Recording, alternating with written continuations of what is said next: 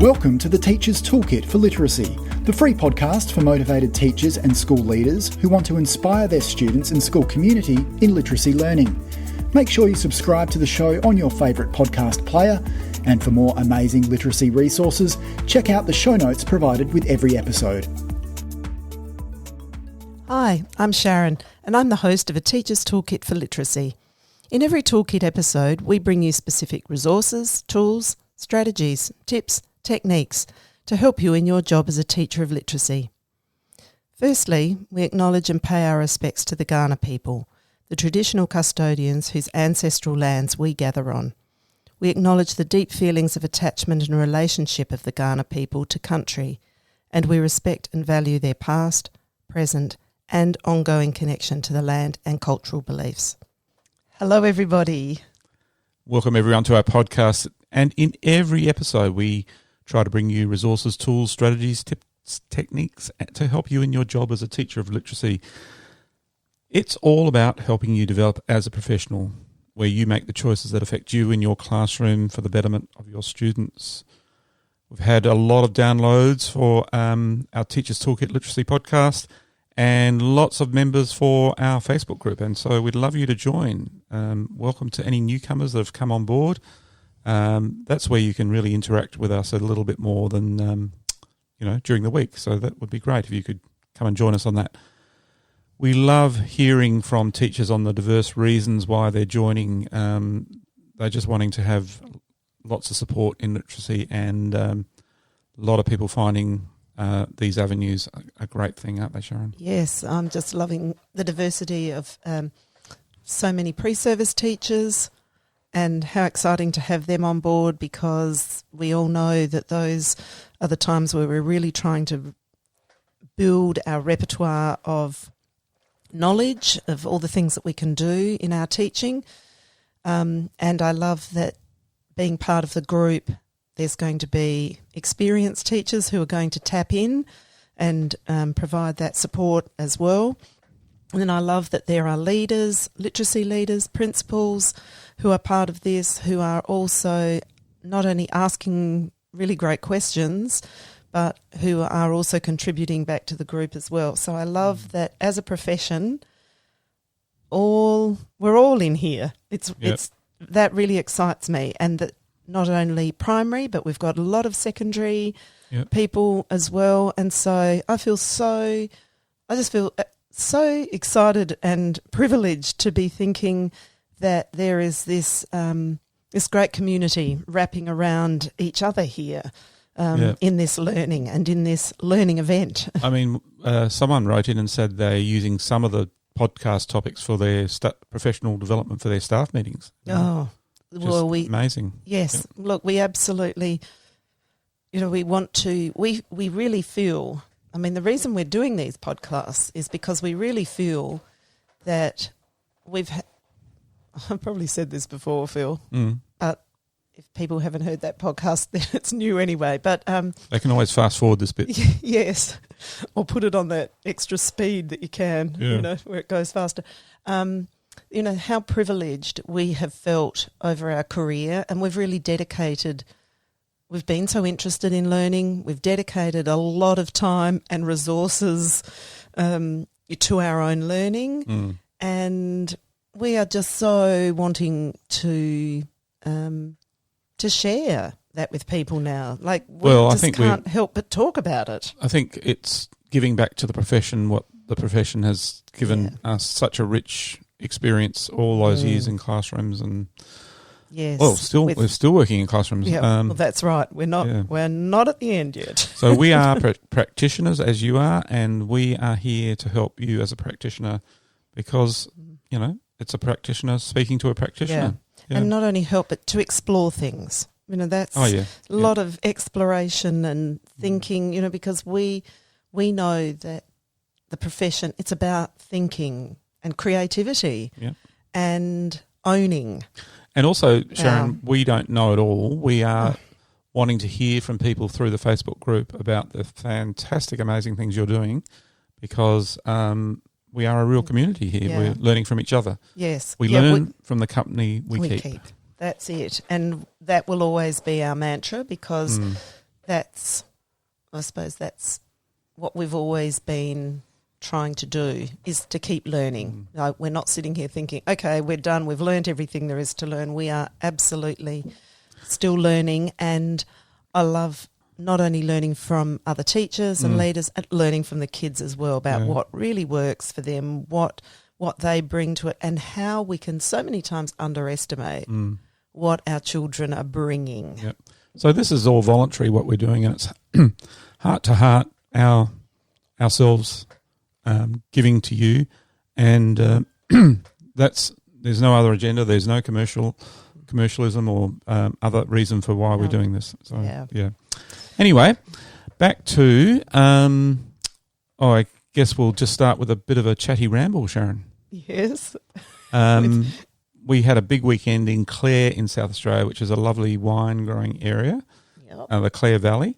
Yes. And winemaking, maybe even. Winemaking. And we went for a few days and sampled the wines and had a great time up there. Yes, walking, lots exploring. of very hot weather though. It was over fan-forced oven type weather. Yeah, over 40 degrees. Yes. But a lovely area. Anyone who's coming to South Australia, and now that people can move around a bit more, come to South Australia and go to the Clare Valley area and enjoy all that it has to offer. But what about you, Sharon? Well, actually, there's one thing I would just love to share about that weekend. So in visiting, all those different wineries, I was fascinated in each place about the labels, and not only graphically, but I wanted to ask the winemakers or the people at the cellar doors, what inspired, where did the ideas for labels come from?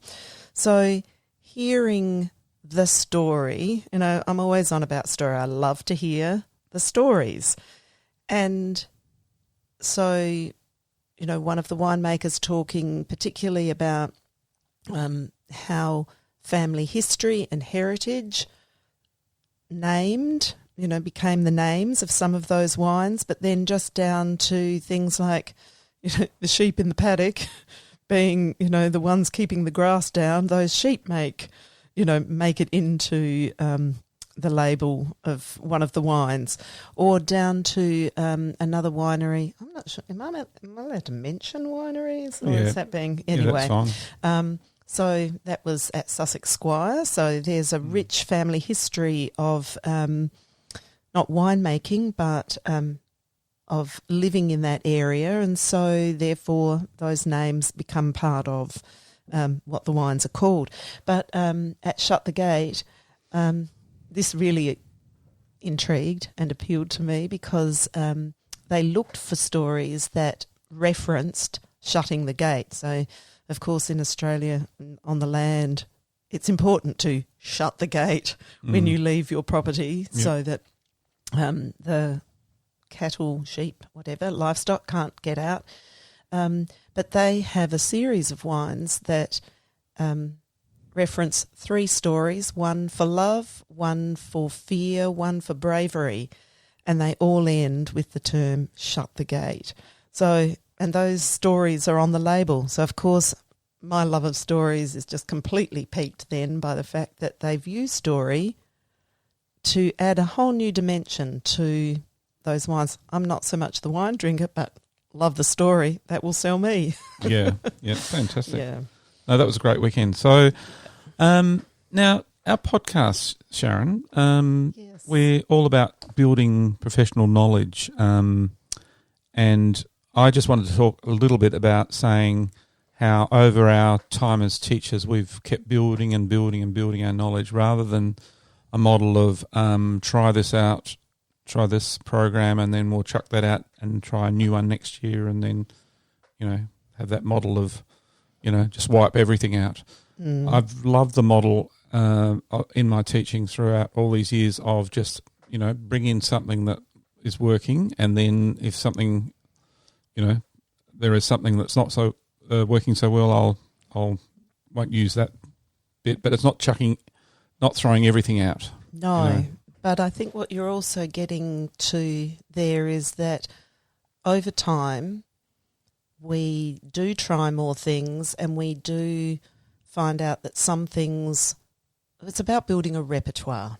Oh, okay. I think it's that repertoire of Yep. things that we can draw on and use as a teacher, because there isn't going to be one thing that's going to work every day for every child. No. We need that repertoire of, okay, how can I support this child more? And how can I be informed about those things and not necessarily deflect that to, okay, someone else fix that, or this program, will that program fix it? Shall we just do that? Because then I have to think about what are they missing then when they're not, if I'm just abdicating that elsewhere. So that was a very clumsy way of trying to explain that. I think along the way in our teaching we are building repertoires, but we also need to be critical of what we are allowing ourselves to be asked to forget about altogether. Yeah.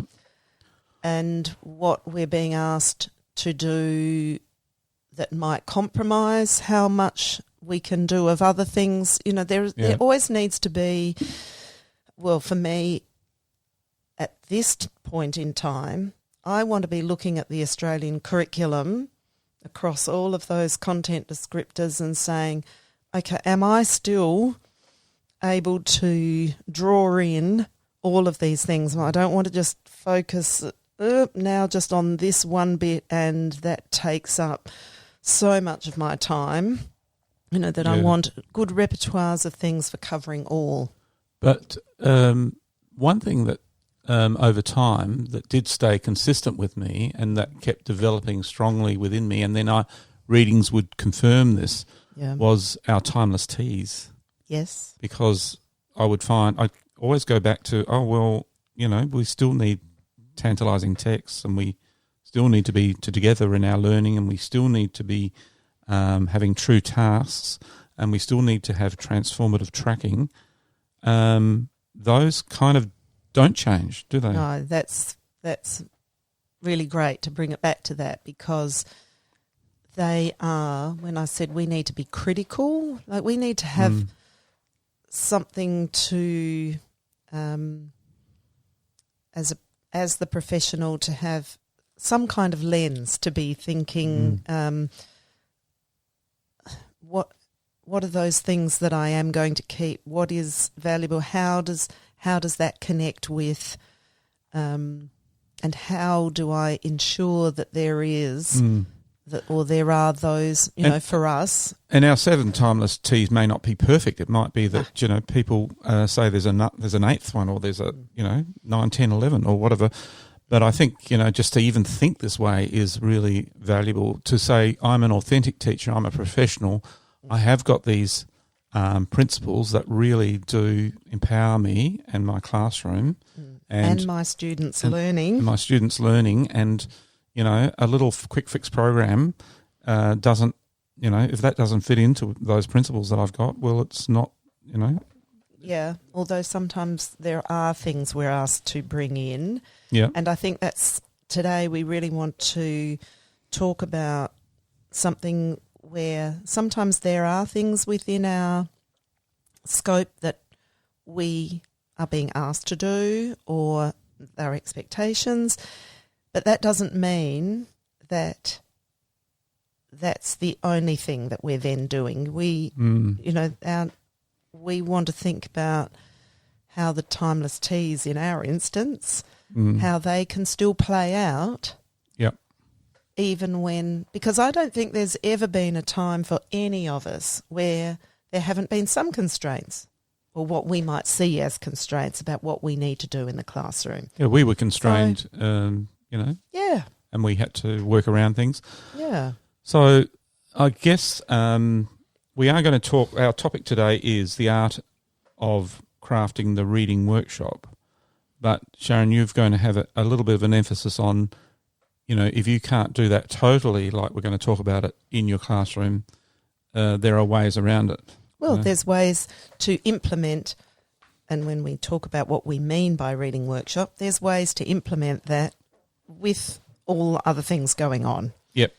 Yeah. So it's this or that. It's not the reading workshop or what you're doing now. Or, yeah. You can, There's how does this, how can we have these sort of core elements of a reading workshop? How can they exist in our classrooms? Because actually this existing within our classrooms will really enhance everything else that's being is being done. We've just got a little ahead of ourselves, but that's okay. Let's just go to key question 1, which is, Sharon, what have you been doing in the schools this week or last week or recently? Typical of us, isn't it? It's like jump into the next thing, and here I am going off track again. Right, this week, amazing last week. Always a pleasure. So I've ran 2 workshops over 2 days. On the first day for 2 schools, and on the other day for 3 schools. The workshops, you'll see something very familiar here, but those workshops I called The Art of Teaching Writing Through Literature. So these were before school started. So this was such a wonderful way to work with teachers in a workshop type setting that we did about how we can begin or how we can think about the writing adventure for our students when that's done through literature. So, and I like the way you say the art of teaching. Yes, because I'm not talking about, the use this or use that. It's about how we construct that. As teacher, we're making those decisions. So teaching is a craft where we, as the professional, we craft our lessons. Now, Sharon, you split it into 3 chapters. Yes. So I did actually have a 4th on that day. I'll tell about 2, but the 3 chapters, I like that I divided it into chapters, actually. You'll probably see more of that as we go along. But for this workshop, the art of, and this will be a podcast at some point for sure, but I did divide it into, so chapter 1 was, if we're teaching writing through literature, chapter 1 was the importance of reading aloud. Chapter 2, the importance of learning to read like a writer, or the importance of reading like a writer. And chapter 3 was on being a writer, so that we're all saying we're all part of the club already. And we're doing it. It's active. We are, as students, we're doing so much writing, and because we're reading like a writer and hearing such good literature, such good text, that we are really empowered to operate at very different levels. This really elevates students' writing. Anyway, that was just the workshop. I feel like I'm launching into a whole podcast on that topic, so let's not do that. No. So that's great. And without further ado, we will go... Oh, sure. So I could make a connection there for us to lead into that. But I get so excited about preparing workshops for teachers because I just want to focus on that word workshop for a minute, because we're talking about reading workshop today. Yep. And, of course, that term workshop suggests something.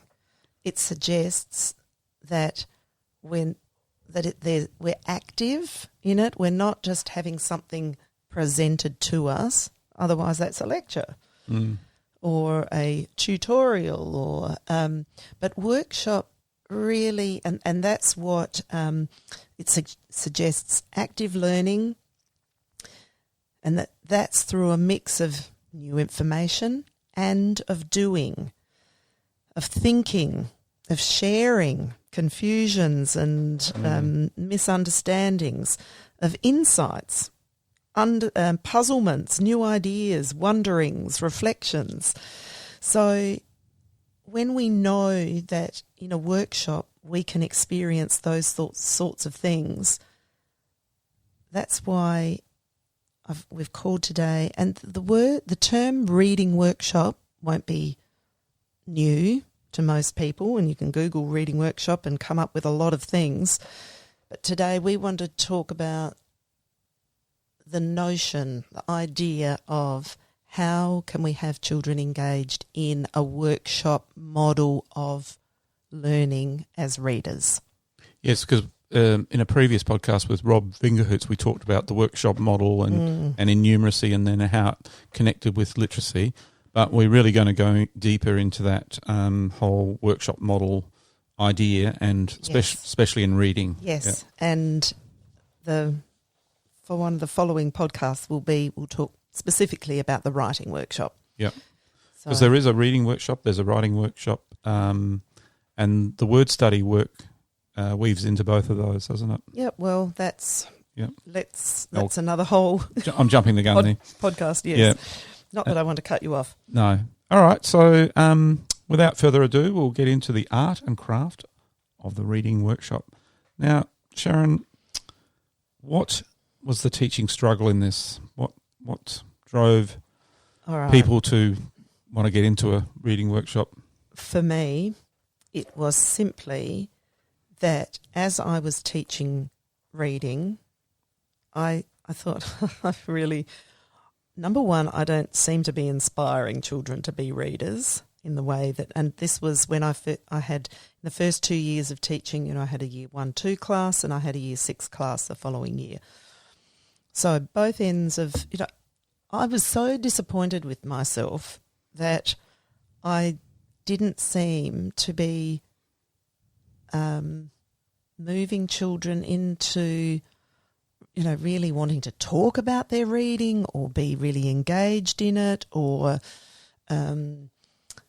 want to recommend books to each other or talk about it with each other.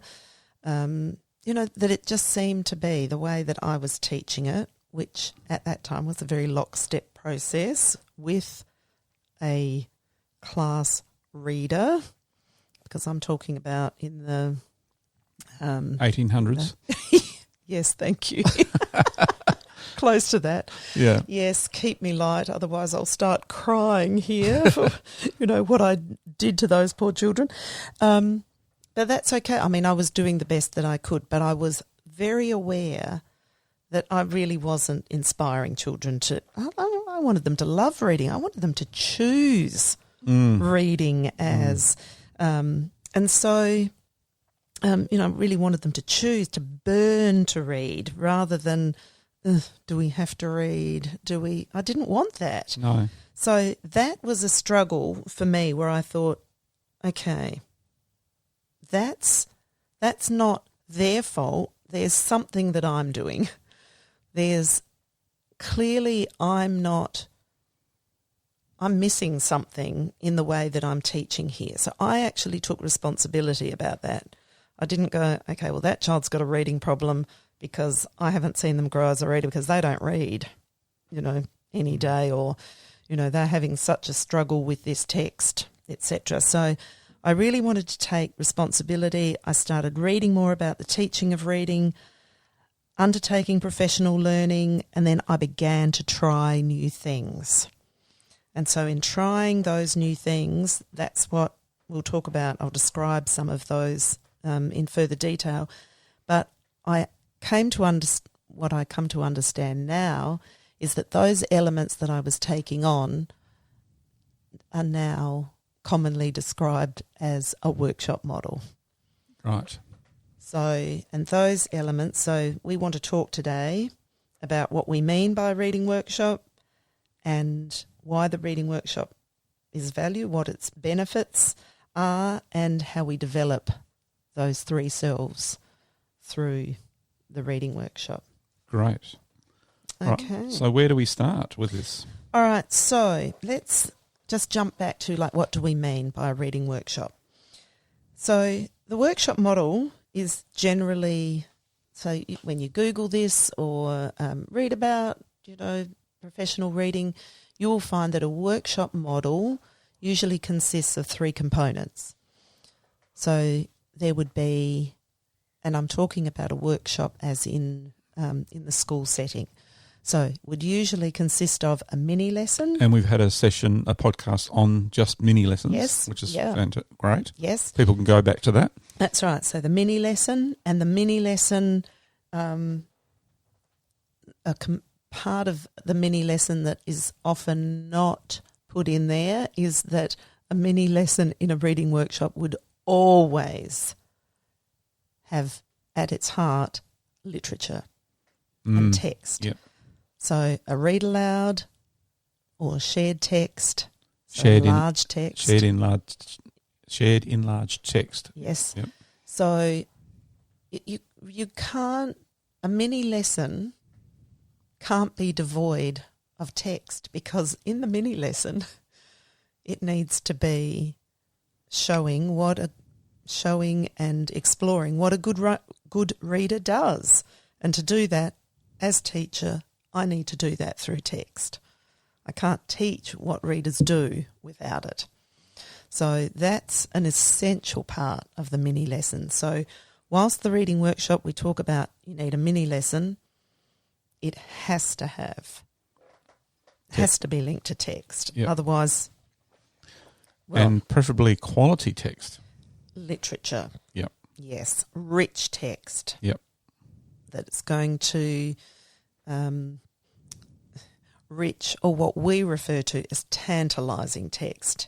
It's going to allow children to have an emotional response to it, allow them to learn about their world, themselves, others. So it's not just there as a teaching tool. It always remains that bigger picture. It's literature. It's rich, tantalising. I want to be there in that text, because that text is teaching me so much about how to be a full and lively reader. Just as an aside here, it's more than a mentor text, would you say? Now, by mentor text, do you mean? Well, can you explain that? Right. So, good question. Yep. And actually, I think we might have mentioned this in the mini lesson podcast, but this is worth mentioning again, that we can sometimes think, all right, for this mini lesson, I want to teach this in reading. Now, this will be a common thing that I hear. Okay, I want to teach making connections as a reading strategy. And so what I sometimes hear people say is, so I've got to find, what text will I use for that? I have to find a book where we can make connections. I'll Google that. Good books for making connections. We use the books. If we've got older children and we've got a read aloud on the go, that's the book we're using. Or a picture book that we might have come across before or we might not have come across before. But I don't need to find a special book. Special mentor book? No. For making those connections. I actually need to go, all right, I know my readers best here, and I want them to learn more about how to make connections to help them have better understanding in their as they're reading. So what am I going to bring to them to do that? So I'm not going to go hunting for something that's so disconnected from their lives they can't even make connections to it. The books I've got in the room that we might have read before, or like a picture book we might have read before, or poetry or text read-alouds that we've got on the go, any of these things, every book is a great text to use. I don't have to, and I have worked with a school where we had to move away from planning lessons and having these strategies we want to teach and always going, what book are we going to use to teach that? What book? So across a week we might have 5 different books, taking an excerpt from each of those books. That's not helping to grow readers. That's just pulling text from. That's what a lot of programs will do. Will pull extracts of things, and then we work with that to highlight a particular strategy. Which fits in beautifully to just having a book on the go all the time, or two books on the go, or a shared enlarged text going that we read over and over, and a read aloud we have over and over. And just from those ones we've got going, we can draw out those elements that we want to teach. Yes, yeah. So and revisiting things when we need. So if we've got a big book of poetry and we've been reading things, we can revisit something there, because we don't want that mini lesson to now become a maxi lesson. We want the book to do the work. We want that book to bring us exactly what we can use as readers to learn how to do this. The other really important point about not attaching a strategy to a particular book, as soon as we do that, that's saying to kids, well, it works with this book, but I've got no idea whether it'll work with yours or not. We need our readers to know that these strategies are what we use no matter what book we're reading. Yep. So whatever book we're working with or books we're working with in the class, and what we've got access to in the class library, we want our readers to know that, the book I'm reading, wow, I can apply that to my book. It's going to work. So that's the importance of the literature, the text in that. So that was such a good question. I'm so glad you took us. We didn't go down a rabbit hole. That was a really good thing to ask about. Sometimes I do come up with some good questions. I thought you were going to say sometimes you take us down a rabbit hole. Yeah, well, that too. Sometimes we never know where it's going to go. Anyway, let's get on. Yeah, so back to the three components. So the mini lesson. Yep. And then following a mini lesson. So this is the thing.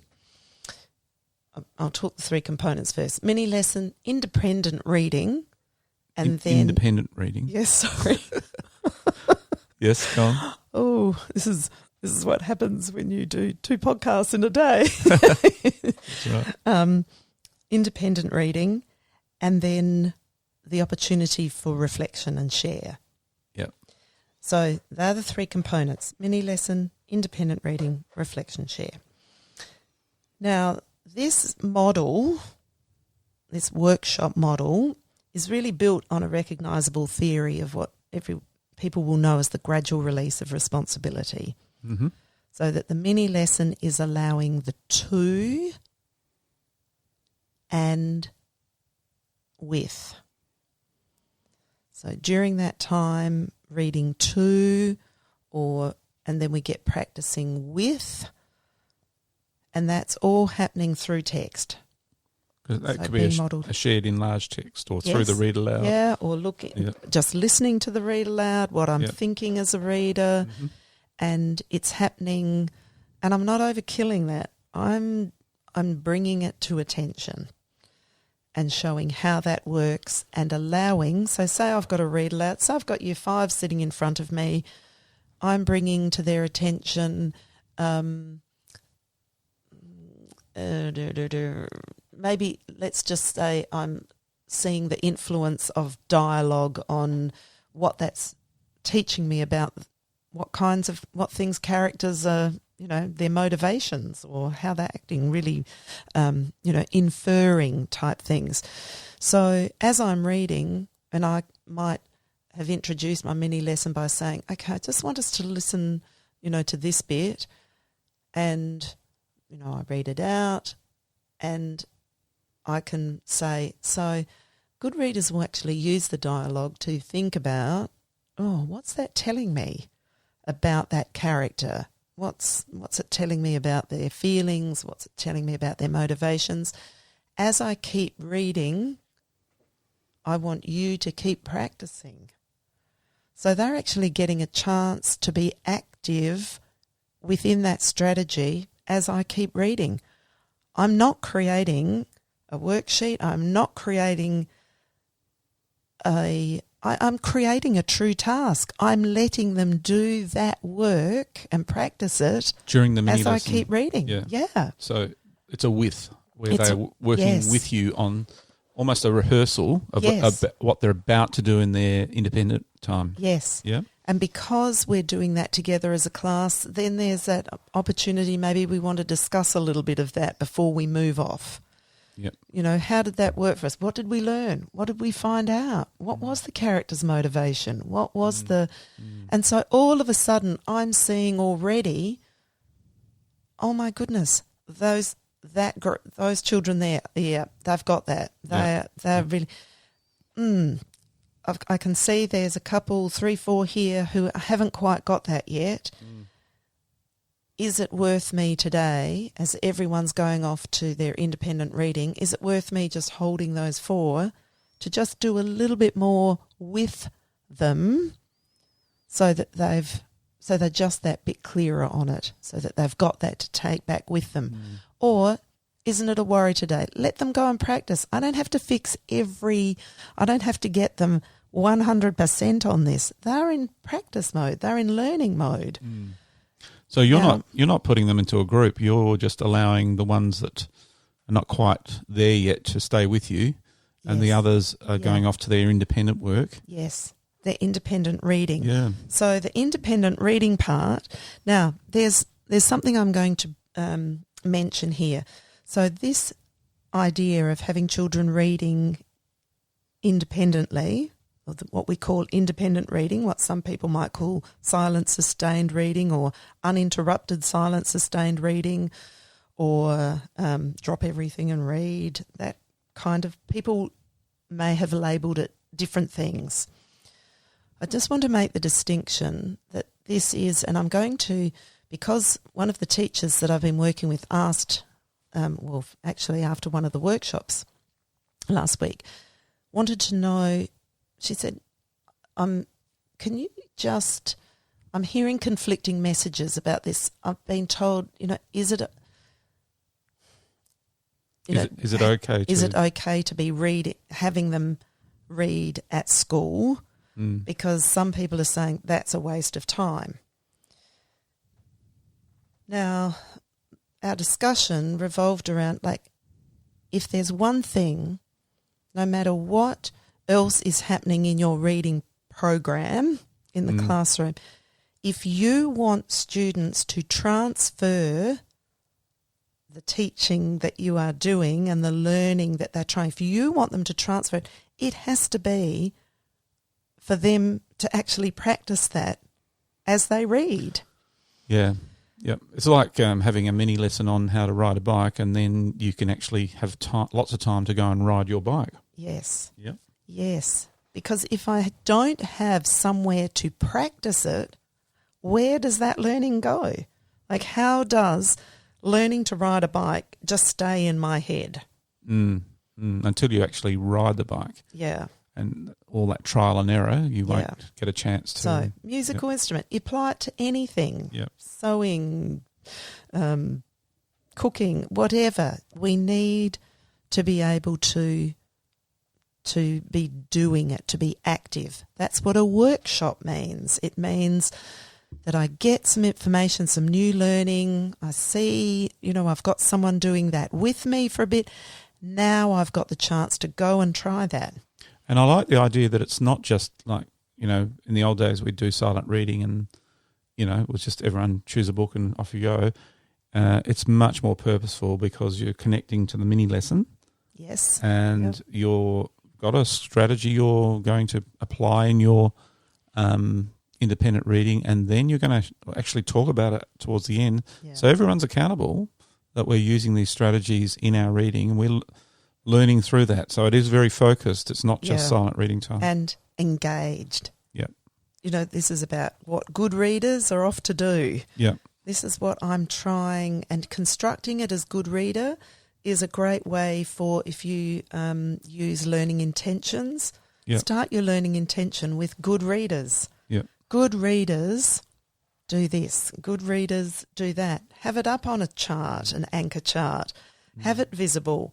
Have it as something that's what I'm doing. And I don't need a new mini lesson every day of the week, but I do need a touch in with everybody, a check in, with people. But what every child every day does need is that opportunity to practice their reading. Yep. And have, these are like goals. These are, we try to get kids to set reading goals. Like, let's help them know what it is that they can be doing as a reader that become their goals. And it's also, I must add, it's mostly just right reading. That's the other thing is, during this time, what they're reading is just right. Books they've chosen for themselves, and they're stored. They're in a book box or a book bag or a book wallet. They're not just, I'm just randomly collecting something. Good readers are working their way through and finishing books. They might be rereading, they might be our younger ones, 2, 3, 4, 5 books that they might be reading during that time. Our older ones, we keep them going through text. So every day I know what it is that I'm off to read. Yep. I'm not just, and that's where the silent reading time, for want of a better, let's just use that as the generic term for the moment, that we know the downfalls of that for those children who don't know how to choose books, can't find books that they're interested in, don't finish books, who aren't reading during that time. And then every now and then that silent reading time is attached to, well, it can be silent reading or it could be silent drawing or it could be this. And then we're talking about a different time. We're not talking about, you might be using that as a calm down kind of time. Meditation. We're talking about you're teaching a workshop. Yep. Yeah. The reading workshop. Yes. This is absolute gold quality time for the teaching of reading. It's not silent reading. Yeah. This is absolute gold. Yeah. What you're doing. Isn't it? Yes. And this gives purpose to whatever else you're doing in your reading, in your literacy block, in that reading time. And you might be saying, well, I haven't got time. I can't fit this in. This is a core and fundamental piece of that reading time, because they have to have the place to apply and practice and learn how to be the good reader. Yeah. So it's explicit teaching. Yep. It's differentiated in the text because children are reading the book that is just right for them. So they are doing the work that is just right for them at this point with that just right book. Yep. And let's go on a bit to during that independent reading time, we'll call it. Yeah. And we'll distinguish that from silent reading and say independent reading. It's very different. Yeah. The teacher is actively finding out during that time where those children are as readers and supporting them, because that also feeds back to the mini lesson. Yeah. Isn't it? Yes. Yep. So this is my time where I can really know what children are doing as they are reading is now. And I can do that through 3 ways. I've already mentioned one of those, I might hold on to that little group who I can see need a bit more support. And so before whilst everyone else is set to go, so there's routines for that reading workshop. Everyone knows what it is that they do, collect their books, find their place, settle. So that small group is one way where I can find out some more about those readers and what they're doing, and I can move them on a little bit. So with a small group that I've just been aware of right there and then, they need some more. Or yesterday, I did a little bit of work with them. I'm going to hold them again today so I can do a little bit more, get them a little bit further. I'm not going to hold them for long because they need most of that time to go and read for themselves. Yeah. Now, the two other ways I can find out, I can have one-on-one conferences with children. And who am I going to confer with? On an equal schedule? Probably not. There are some children I need to check in with more regularly than others. But like that little group I held, there might be some that I have got, that I'm targeting, saying, right now I'm going to have a one-on-one conference with these 5 children every week. My roving conferences are they are my most vital of conferences, because as I'm roving the room, I can be watching and seeing what children are doing, and I can just do a bob down next to children as they're reading. I might say, just read me a little bit of what you're doing today. Great, I've just listened in. I have a checklist. I'm always running around with a checklist, just a class checklist, and I want to see on that checklist that as I'm roving over a week, I'm going to touch base with everybody in some way. So roving conferences are a really easy way for me to be on my feet and just listening in, because I can pop down next to anyone and just listen in to a bit. Or I could be observing. I might have, particularly for my year 3s and up, I love using a reading calendar, but it could be a reading log. So that might be a collection in their reader's notebook of the books that they're reading. But it's not just the books they've finished. I get them to write on a reading calendar, what did I read today? How many pages? Or how much time, did I really focus on my reading? How did, I might have my reading goal on there. Check against that. Now, all I need are those reading calendars open on the table during the independent reading time. I can do a roving conference. I can look in on all of those reading calendars and go, okay, right, Gabby, you seem to be having trouble finding a book, because I can see every day you've started a new book. Let me help you get, a just right book now. Let me do that. Or it might be, someone's not ever finishing books, or they're ready to move on to, they're always reading the same kind of text. So that's a really quick way for me to rove. Now, at the end of that time, and how long is that time going to be? My younger ones, I'm going to try and push for 10 minutes or longer. I might start with 10 minutes, but I need I need every child every day to have, all the research tells us that the good readers that's what makes them good readers. It's how much they are reading, how much they're practicing, how much they are doing it. So there's my, 10 pushing it up minutes. My mini lesson, 5 minutes. What am I up to? 20 minutes of reading, I'm up to 25 minutes. My reading block time, I've got, everyone's got 50 minutes on that. I've used 25 so far. Share reflection, I say that actually only needs 2 more minutes. And those 2 minutes might be, I have noticed children doing some things and I do the share. I say, oh, Phil, today, I just popped in with you. You were having trouble finding a book to read. We found you a book.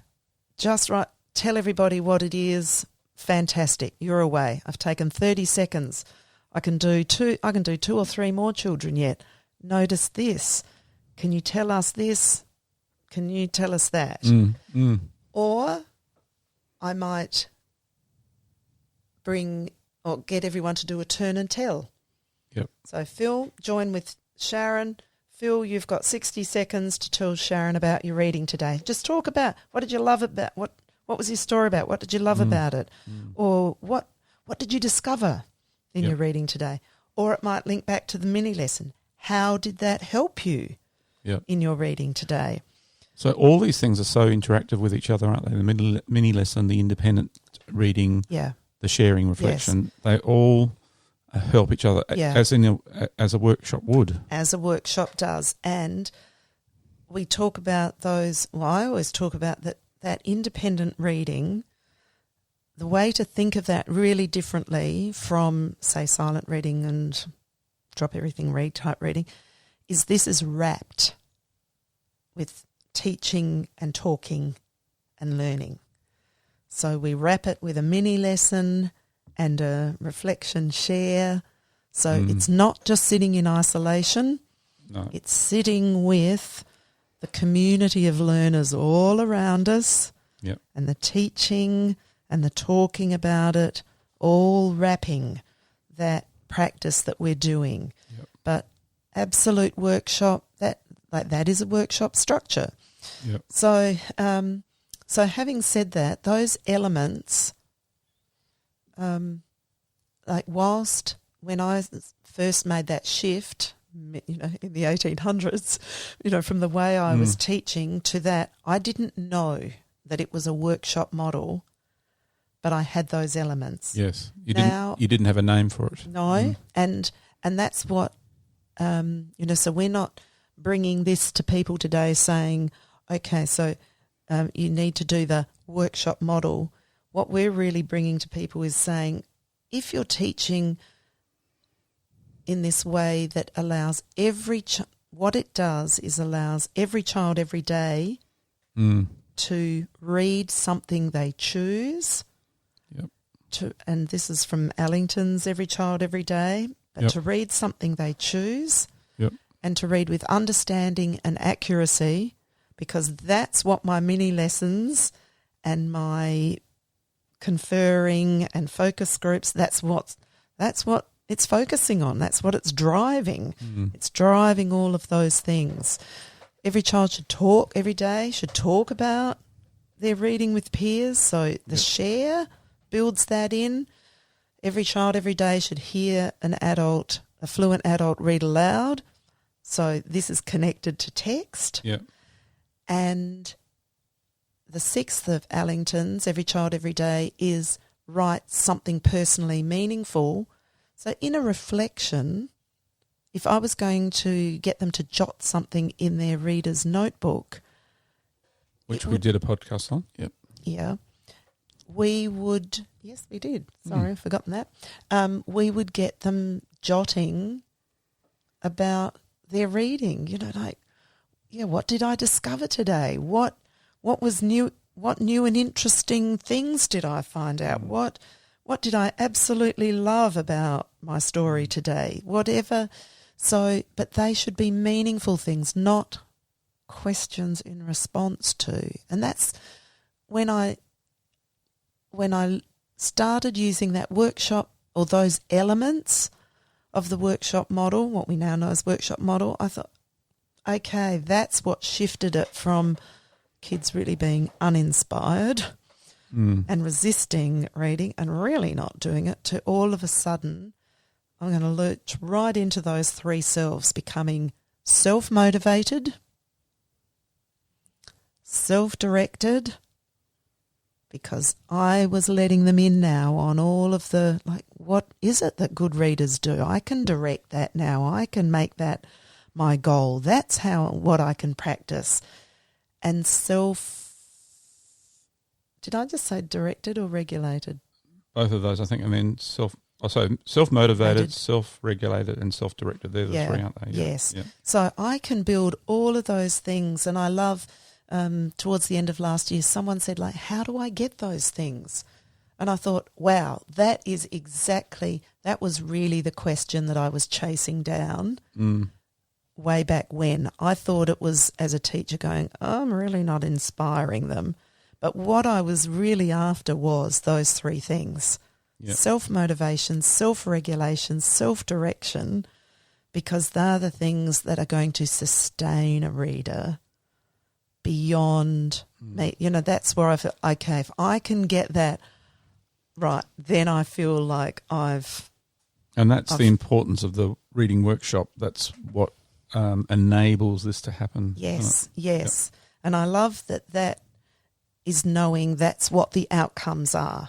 Yep. You know, that's you just, if you've got those elements. So as I said, if you're thinking, oh, well, how do I even, you know, I've got to do all these other things. How do I fit that in?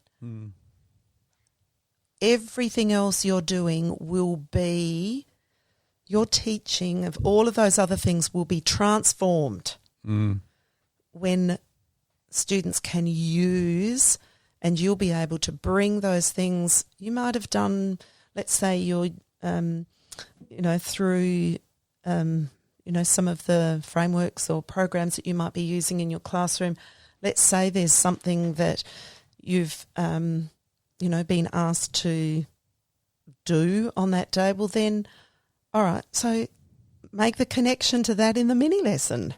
Oh, okay. So we can be asked to do something that's almost... It might be a bit scripted or might part be of a program or whatever. Yes. But you can bring that into this. Yeah, and show them how does this work when we do that in our reading. Yeah, it's almost like I remember working in New York where we'd have a textbook of maths problems. Yes. And we'd show them how to turn those around into being an open-ended problem rather than a closed problem. Yes. Yeah. So it's a similar kind of thing. Yeah. Well, I think this is, well, what it is it's about saying, okay, so these, I've been trying, you know, through these other things, I've been trying to teach you some skills or strategies that readers use. Now I want to show you how that works. In a reading workshop. Yes, and how that works. I don't need to show you too much. The biggest thing is you need time to practice that as you read, because I can't. That we need to chase down at least, you know, this 20 minutes of children having the opportunity to read every day. Yep. Like that is, if we don't have that in there, all our other things are going to fall flat. Yep. They're going to fall flat, completely flat, for every child who doesn't read at home and doesn't read for choice.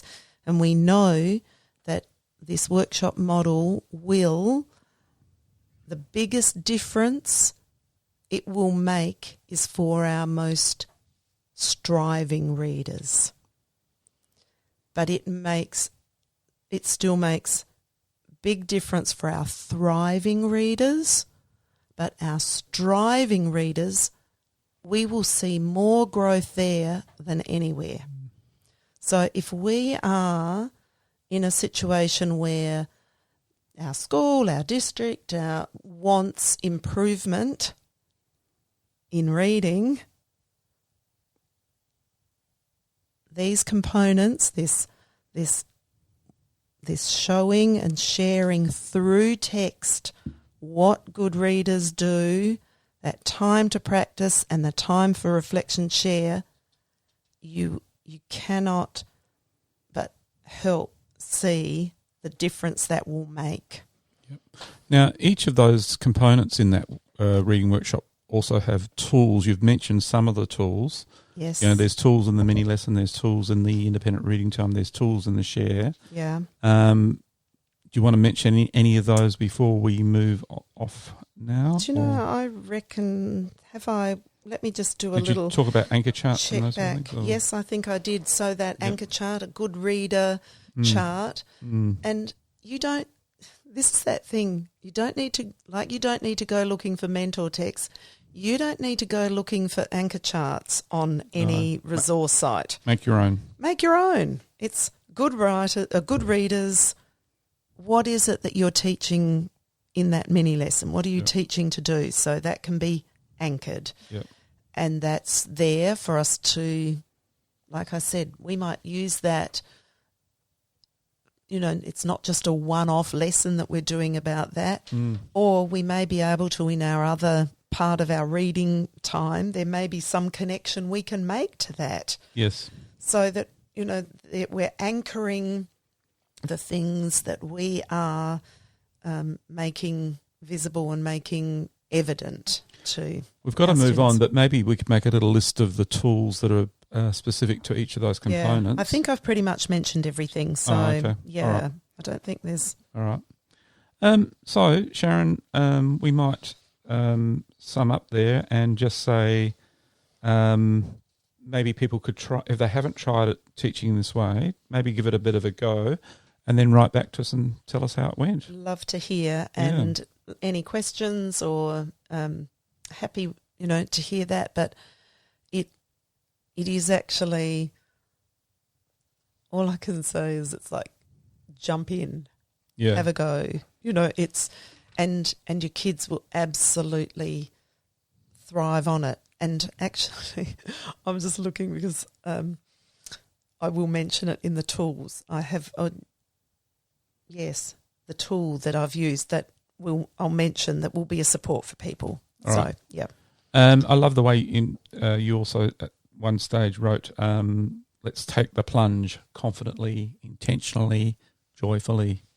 Oh. And you were talking about that with kids going into their independent reading. Yes. But that could be the same as teachers going into this, teaching in this way. Yes. Go in intentionally, confidently, joyfully, and you could weave in what you're already being asked to do. Yes. But, have this time where the kids can actually use the skills. Add. This is real value add. Yeah. To not replacing. Not replacing. And if it's already a part of your, you're already running a reading workshop, we would love to hear about that. And there may be some of the things that we've talked about that add on to that, and we'd love to hear your thoughts on that too. That because this will be the other thing that teachers will sometimes say to me is that, isn't the reading workshop, it's all just a bit loosey-goosey. It's not. That's where that intentionality is there. The mini lesson is ordered. It is every day. It is structured. Yes. But not overdone. Yep. But it's coming from what we know about our students. I would never have my mini lessons planned.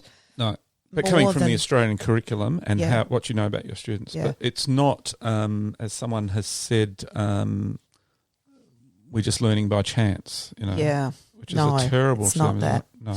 And when I didn't finish that sentence where I said I would never plan my mini lessons, it sounded like that was the full stop. I do plan my mini lessons, but I don't have them set for the whole year. Like, I don't know what order I'm doing these in, but I'm very intentional that I'm looking at what word-solving strategies am I teaching, what fluency strategies am I teaching, what summarising, what monitoring and correcting or fix-up strategies am I teaching, and modelling, through text, all of this being modelled, what adjusting strategies, what comprehension strategies, predicting, visualising, making connections, inferring. What am I enabling and teaching about that, critiquing and analysing and having preferences and talking about my understandings about things. So I have a big map of what are the things I'm going to cover, but it's... I just thought too, Sharon, when you talked about fix-up strategies, if people don't know what those are, on the Teachific site there are some resources there which we could put a link to in the Facebook group maybe. Yes. That would be good. Yeah. And maybe that could be a resource we highlight in one of our newsletters. Yes. We do have a weekly newsletter coming out, so we can highlight that there. Good idea. Fix-up strategies. But there's a whole lot of other things that we're teaching during the year, and it's all very intentional. And Yeah. No. Yeah. Oh. And, of course, that's linked to the Australian curriculum. Yes. All of those things I've talked about, because when we look, and this I'll wrap myself up by saying this, is that when we look at the Australian curriculum and it says, I'm going right to comprehension strategies, it starts off, use comprehension strategies. Using is all about the workshop model. Yeah. Using is, as I go into my independent reading, I am using. With my Just Right book. Yes. Yep. Or reading processes. Yep. Use reading processes. So this is what the Australian curriculum is asking of us. And another great resource we've found a bit more explicit in the actual skills that you teach is the Fountains of Purnell Continuum of Literacy Learning. Yes, yeah. So that's a really great resource. Yes. Now, we do need to move on. Key question 2, Sharon. What's a good tool that you've used with teachers in classrooms? Okay, so last week in the workshop that I did, the Art of Teaching Writing Through Literature workshop, I gave teachers a resource, and we're going to put this one. This will be available. There'll be a link for this on the newsletter that comes out with this podcast, and that will be, make yourself a note of that, Phil. Yep, So, I'm just doing it. So if you were interested in launching some of these reading workshop components, I've got a little list of what I call good reader mini lessons. And I've got a list for foundation, a list for year 1, a list for year 2, 3, and a list for year 4, 5, 6. And there's about, 10 to 12 mini lessons there that I think, teachers in doing their planning last week with the writing found I had for them the reading and the writing workshop mini lessons. So we'll put up the reading ones this time, and when we do the writing workshop, we'll put up the writing workshop. But just how we can launch it with that, how we can talk about it with kids, and what kinds of mini lessons can get us going with that. Yeah. So I'm hoping that will be that's a free resource that will be available for people. Watch out on our Facebook group and the blog. Yes. For those things. So, sorry, I'll just give one example. So it will be like, good readers try what the teacher has demonstrated in the mini lesson. Yep.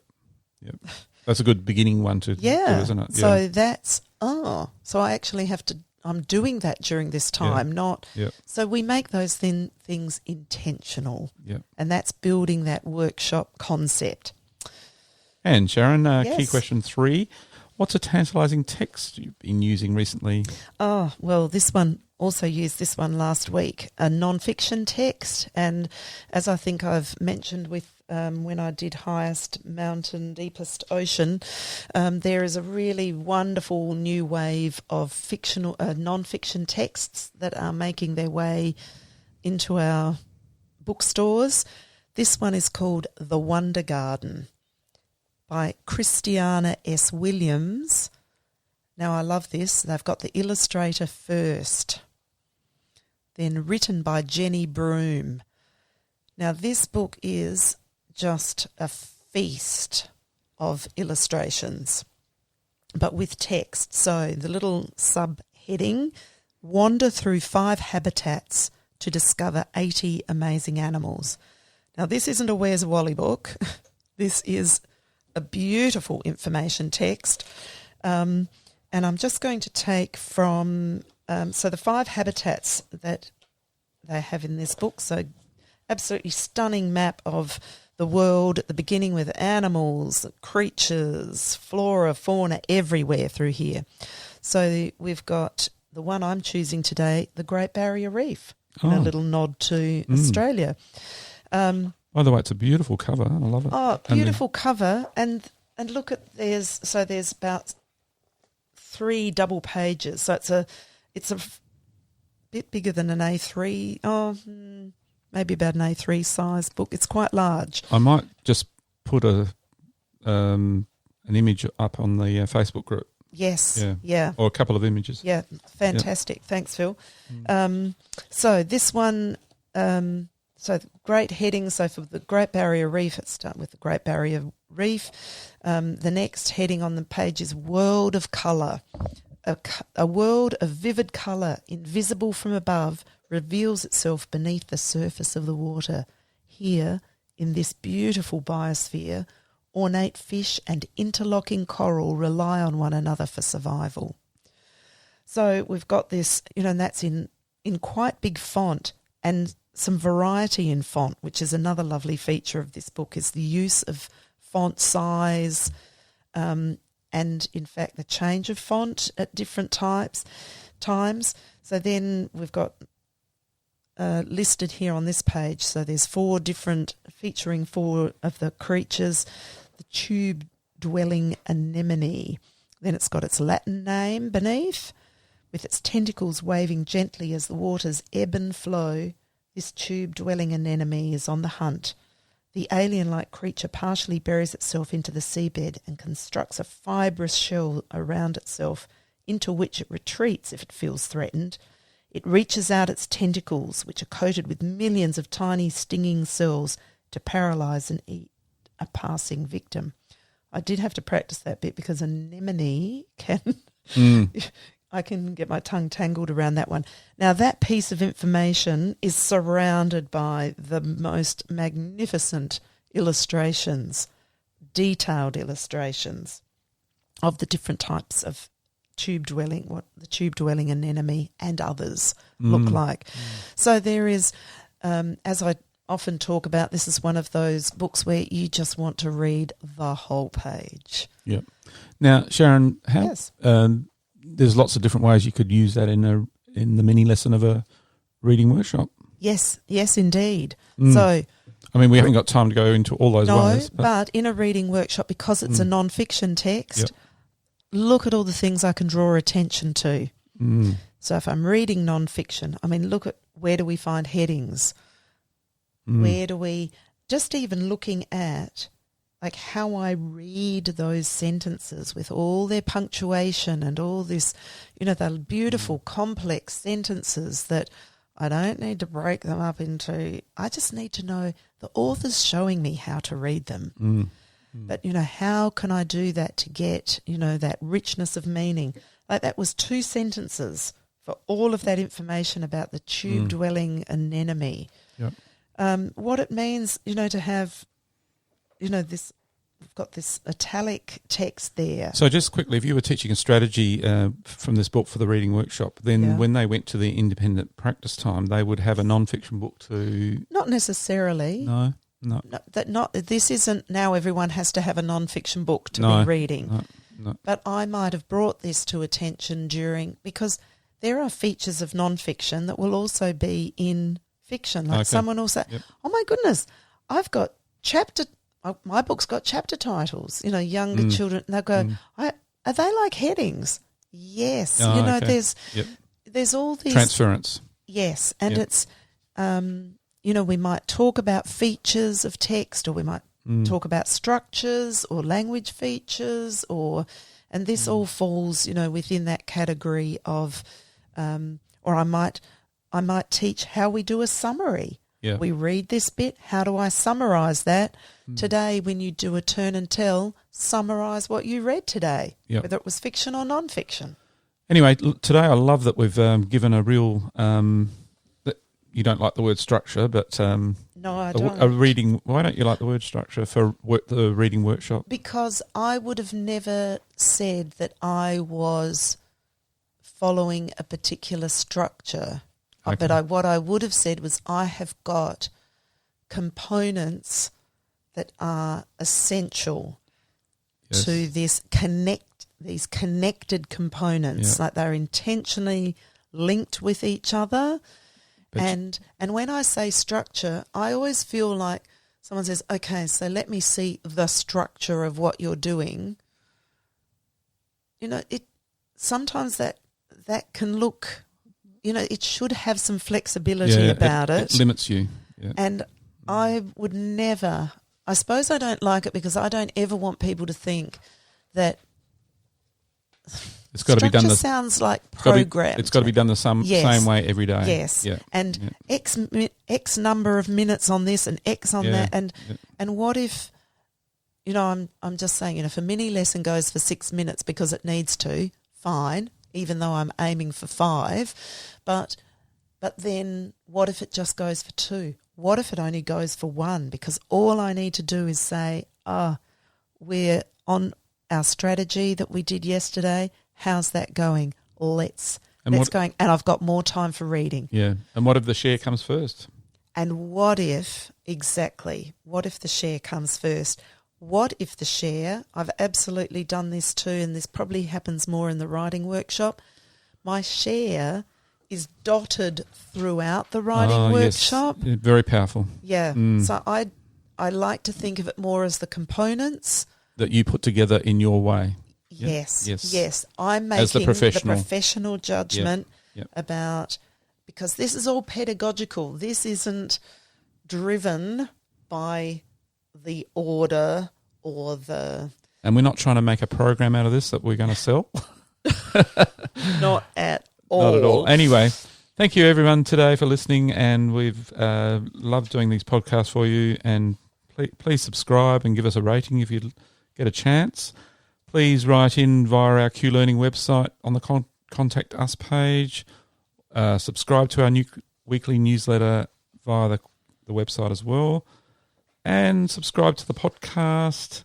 It's all about giving you an insider's guide to teaching, really great teaching. Yes. Yeah. And building repertoires. That's my new thing that I really want to... Because you're the professional and you're developing your own repertoire. That's what we're on about. Yeah. Actually, rather than saying the workshop structure, we could just say a repertoire of... The workshop repertoire. Yeah. Something like that. Yeah. Anyway, somebody might write in and think of a better title. We are. We do chat away a lot. And just know, everybody, that long after the podcast is finished, we are still chatting away. Tragic. Yes. Now, the word teacher in another language, I'm going to go to Finland, and we're going to do it in Finnish. Opettaja. Fabulous. That's the word for teacher now, unless somebody from Finland can correct you on correct that. This is your thing every time. I'm really not sure I'm saying that correctly, but you know what? You're having a go, what I love is this is actually exploration for you. Yes. And it interests you. So, and that's in all of this. We need to be doing things that are interesting and engaging and build that confidence and excitement and joy and wonder. Thank you, everyone, for being with us, and bye for now. Thank you. Bye. Thanks for listening to the podcast. To make sure you don't miss any literacy learning tips and insights, please subscribe to our show on your favourite podcast player. At Q Learning, our literacy specialists draw on over 30 years of teaching and international consulting experience to deliver world-class learning solutions. We equip, empower and support teachers to become their authentic selves. To find out about upcoming webinars and about how Q can help you and your school, visit qlearning.com.au. And you can get even more amazing teaching resources right now at teachific.com.au. Stay tuned.